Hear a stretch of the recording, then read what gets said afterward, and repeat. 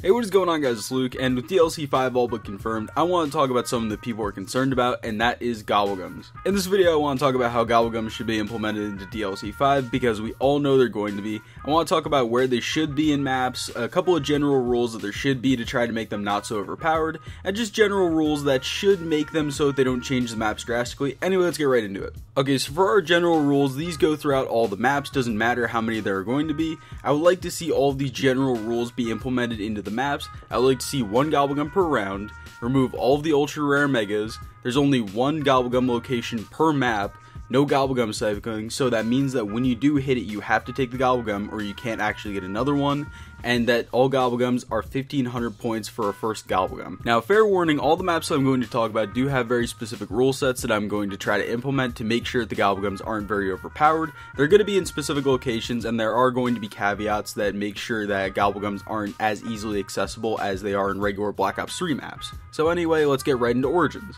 Something that I forgot to mention is that we are basing this off the 8 most popular maps that are theorized to be in DLC 5, and this is also assuming that there is going to be no new Gobblegums going into DLC 5. So for Origins, something that I would like to see is that in order to actually access the Gobblegum machine, all 6 generators do need to be turned on, and there is only one machine behind the excavation site where you take the stairs onto generator 6.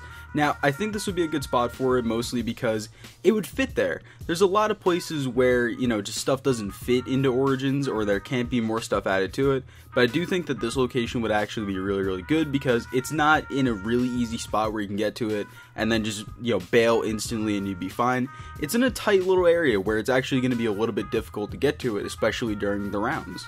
Second on our list, we have Nuketown, and I would like to see it drop like a perk machine, and it always drops on round 20. And the reason I say round 20 is because a lot of the difficulty with Nuketown is trying to get Jug and survive until round 20 or 25, and then you can get fully set up.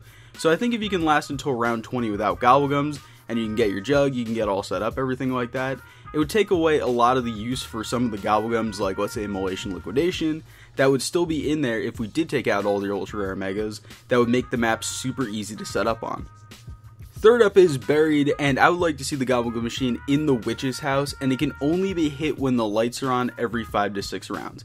Now, I know this sounds really stupid, but Buried is already a stupidly easy map, and now imagine the Paralyzer and the Mark II and everything that is in Buried with Alchemical Antithesis. Just imagine that real quick, and then think to yourself, this makes a lot more sense than it did when I originally said it. It would make the map a little bit easier, but if you could only hit it every 5 to 6 rounds, that would make it so much more bearable to have it in Black Ops 2 maps. Fourth on our list is Mob of the Dead, and I would like to see it located on the bridge or in a special location on the docks where PhD Flopper was in Black Ops 2, and it could only be powered by going into Afterlife and turning it on just like everything else in the map. I think this would be cool. I think it would be a nice little, throwback to Black Ops 2 when they did tease us with PhD Flopper. I would really like to see that, and I feel like that's something that Treyarch would do was, troll us a little bit and then let us actually get onto those docks. So anyway, that's where I'd like to see it. Fifth on our list is Ascension, and I would like to see it up near the Sickle, and it's only accessible after you throw a Gersh outside of the map and it is sucked in, and this would be cool because with the Ascension Easter egg, the way that you actually start the Easter egg is that you actually have to throw a Gersh outside the map and grab a machine, and then it starts, all the Gersh stuff, right? So I would like to see that same sort of thing. Maybe they could use something with the Matryoshka dolls too. Maybe you have to blow up a little area. I don't know. It'd be cool to see the Gobblegum machine outside the map, and then you have to grab it back in. And I want to put it up near the Sickle because there's not really much up in that entire area other than Speak Hole and one box location. So if you throw it up there, it gives you a reason to go up there, and it's a tight area, so it's not super easy to get out of, other than the fact that there is a lunar, so that actually does make it not stupidly difficult, but it also makes it not very easy to go and get it in high rounds. Now on to our 6th map, it is Kino, and I'd like to see it above the ladder, okay? Now this is weird. This is something we've always wanted to see in zombies, and it is that ladder that is in the theater room. We've been wanting to see that for years, us being able to climb up there, and I think it would be so cool if they let us go up there and that's where the Gobblegum machine was. And I feel like it should only be accessible after you do a small little side quest Easter egg, and then the ladder drops down and we can climb up. We can go up onto the scaffolding, and then we can just go and hit the Gobblegum machine. It would make a cool camping spot because there isn't that many of them on Kino actually, and I think that it would not be really overpowered because of the fact that I mean, really the only two good weapons on Kino as of right now are the ray gun and the thunder gun, and a lot of the Black Ops 1 box weapons weren't very good for camping, so...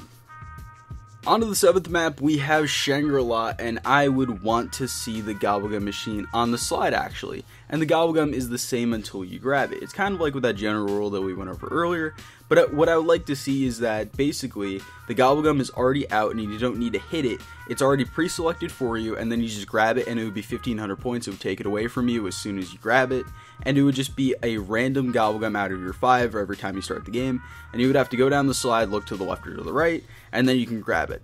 I think that would be cool because there isn't much use to the slide at this point other than for, I believe, an Easter egg step. Don't, crucify me in the comments. I don't play much of Shangri-La, as you can tell. This isn't even my gameplay. I got it from a friend of mine, so I don't play Shang very much, to be honest with you. And last but certainly not least, we have Moon, and it needs to be located behind a door where it has to be hacked open. Now, this would be really cool. As a person who loves Moon, it's one of my favorite maps of all time. I love the Easter egg. I always thought that the hacker was such a cool concept for zombies. And imagine if, just looking around the map on Moon, hey, there's no Gobblegum machine, and then all of a sudden you're walking by with the hacker, and it just lets you hack open a wall, and you're like, oh, well, that's actually really cool. And it just opens up a little slot, and there's a Gobblegum machine. I think that would be that would be one of the coolest things in the map by far, to be honest with you. Or there would be something with the jump pads where maybe there's a extra 5th jump pad that you have to have a specific pattern to get to, a little outside area that you could jump down into. I don't know.